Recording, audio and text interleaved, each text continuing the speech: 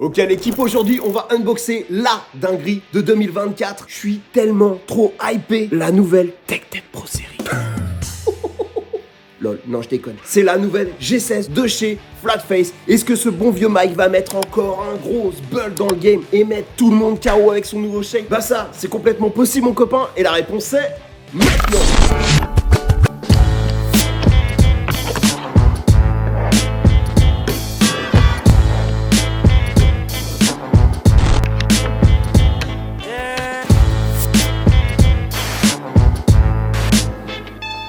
L'équipe, je suis comme un fou. Depuis sa sortie, j'essayais de mettre la main sur cette board et à chaque fois, j'arrivais trop tard et c'était sold out. Mais ça y est, je l'ai enfin entre mes petites paluches, la nouvelle Flatface G16, la board dont tout le monde parle. La petite sœur de la G15 que comme tu peux voir à l'écran là, j'affectionne tout particulièrement. La G16, c'est un nouveau shape développé par Mike Schneider et qui est le big boss. Beaucoup ont voulu prétendre au titre, mais les années passent et pourtant, selon beaucoup de pratiquants, dont moi d'ailleurs, la G15 reste la board la plus facile au monde. La raison à ça, il y en a deux en vrai, 20 ans d'expérience dans la fabrication et le skill de ouf de Mike en tant que rider. Allez, quoi de neuf? Déjà, il y a un concave qui a été revu à la baisse par rapport à la G15. Du coup, ça me fait un peu penser à la version 15.2 qui est sortie déjà il y a un petit moment. Mais je peux dire qu'au niveau de la longueur, la G16 est plus longue, un peu comme une G15 classique, je dirais. Et comme on peut le comprendre ici, le goal de Mike, c'est toujours de faire la board qui rendra le fingerboard le plus easy possible. Le fingerboard c'est hard, beaucoup se découragent en route, voire dès le holly. Mike le sait mieux que personne puisqu'il est pratiquant et activiste depuis 2002 et sa réponse à ça c'est Flatface. Première impression, visuellement on est sur ce qu'il nous propose habituellement, c'est sobre, avec un rendu glossy. Pour moi c'est pas le domaine Flatface excelle, c'est vraiment classique. Par contre, faut l'avouer, les finitions sont totalement irréprochables. La tranche, on peut le voir là, était recouverte du même vernis glossy. Et ça, c'est une signature de Flatface, c'est pas un hasard parce que ce vernis protège ultra efficacement la board. Une board Flatface a une durée de vie énorme. J'ai une G15 perso à qui j'ai fait tout subir pendant des années. Et la tranche est proche du parfait état, c'est pour dire. Là, on voit qu'on a des gros kicks et effectivement moins de concave du centre vers les bords. On va même le comparer avec la G15 pour voir. Ça, c'est un aspect intéressant et selon Mike, ça donnerait plus de contrôle, ce qui est logique. Mais par contre, j'espère qu'on payera pas le prix au niveau des sensations en contrepartie. J'avoue que moi, c'est pour ça que je suis pas fan des shapes modernes assez plats. Du coup, j'ai hâte de voir. Maintenant, je vais monter la board. On va se faire un gros setup archi opti avec le matos qu'utilise Mike pour tester ça dans les bonnes conditions. Au passage, je remercie le mécène qui a offert à la chaîne tout le matos que vous allez voir maintenant et qui a rendu ce test possible dans ces conditions carrément optimales. Merci à toi, mon brosa, tu te reconnaîtras. On attaque fort avec ces trucks Black River 3.0 que j'ai upgrade juste avant avec des jolis bushing level up pour un beau petit code couleur bien classique. Je vous montre ce petit bijou en gros plan. Là, vous pouvez voir le nouveau marquage du logo sur la base plate. Voilà, valeur sûre, hein. Alors là, on a un truc intéressant. La position des trucks a beaucoup changé. La wheelbase a été repoussée, élargie. Et regardez, la base plate dépasse même ça au nose comme au tail. Et c'est marrant parce que ce genre de positionnement un peu extrême, je les ai déjà vus sur une de mes boards préférées. Et je l'avais même testé sur des boards en plastique pendant un do it yourself. Je sais pas si vous vous souvenez. Personnellement, j'avais conclu que ça participait à la réactivité. Même si effectivement, faut l'avouer, c'est un peu glitché. Mais j'ai vraiment hâte de voir ce que Mike a fait avec ça. Je veux voir où il veut en venir parce que ça éveille ma curiosité, vraiment. Pour les roues, évidemment, qu'est-ce qu'on va faire? On va mettre du Flatface avec ces belles G4 Nebuloid Swirl. Vraiment de toute beauté. J'aime bien les G8, je les ai testés, mais les G4, elles sont quand même ma préférence.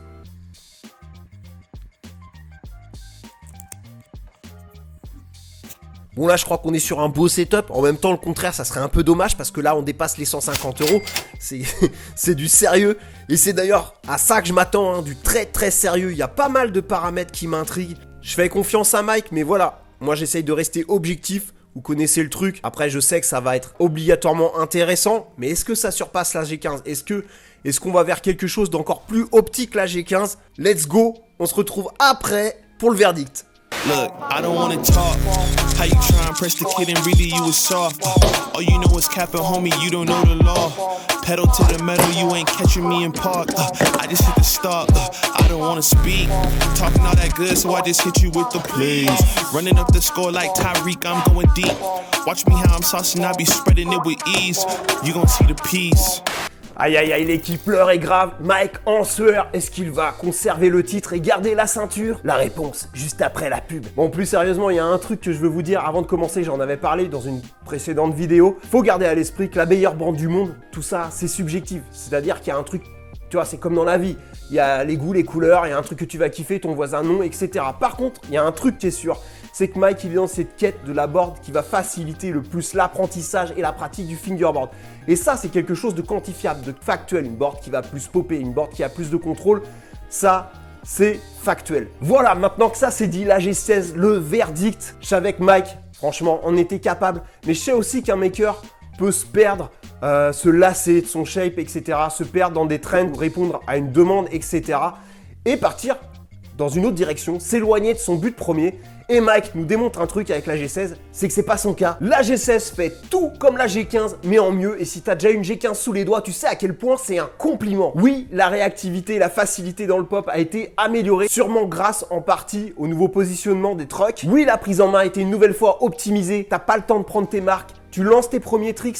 Et c'est déjà fluide, c'est déjà quasi naturel. T'as cette sensation-là en tout cas, et ça c'est vraiment hallucinant. Ce qui m'amène directement au cœur du sujet, le concave. La G15 avait déjà un contrôle quasi parfait, et la G16 va encore plus loin en termes de régularité et de précision. Et ça c'est immédiatement notable. Petit constat par exemple que j'ai fait avec un heel. Tu lances ton heel, tu enroules ton trick, c'est un trick qui a tendance facilement à se décaler, et là, sans compensation, sans adaptation de ma part, le premier heel, il est parti droit. Il a gardé la trajectoire immédiatement à tel point que je pouvais directement anticiper la replaque. Et ça, c'est à la première utilisation. C'est-à-dire que vous m'avez vu monter la board, j'ai commencé à enregistrer. Moi, la board, je la connais pas. C'est-à-dire que là, on est à chaud. Imagine ce que ça doit être quand tu as l'habitude, quand tu as rodé pendant quelques semaines, pendant quelques mois, ta G16. Et ah oui, pendant qu'on parle du concave, côté feeling, vous saviez que j'avais quelques réserves, j'étais un peu dubitatif. Concernant la qualité du confort, j'avais peur que ça soit un petit peu rudimentaire avec une planche trop plate. Je vous rassure, c'est pas du tout le cas. Alors attention, parce que là justement, on n'est plus sur quelque chose de factuel. C'est-à-dire que chacun va avoir une recherche particulière en termes de feeling. Voilà, moi j'ai mes préférences, toi tu auras les tiennes. Donc voilà, là on est sur quelque chose de beaucoup plus subjectif. Moi, j'avais cette peur-là. Je suis rassuré, c'est-à-dire que le concave est quand même bien présent. On a un feeling de bonne qualité. Après, j'ai connu mieux aussi. Voilà. En conclusion, oui, cette G16 est une board hors norme, plus accessible que jamais, une vraie leçon d'équilibrage, de calibrage et qui offre en plus le confort de la régularité. Et ça, c'est juste un énorme luxe quand il s'agit d'une pratique aussi exigeante que le fingerboard. Alors attention, la G16, elle va pas faire de toi sans effort un Mike Schneider en herbe, c'est pas ça le délire. Mais par contre, si une tech deck, c'est la façon la plus hardcore de pratiquer, et c'est le cas, sans déconner, c'est vraiment le cas, et bah la G16, ça sera la plus accessible, la plus facilitée, et de loin, en tout cas à l'heure actuelle. Un gros bravo, et merci à Flatface pour cette énorme masterclass, et du coup, bah longue vie au roi.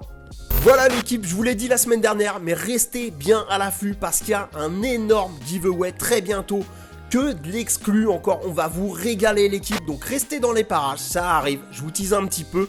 En attendant, portez-vous bien et à bientôt.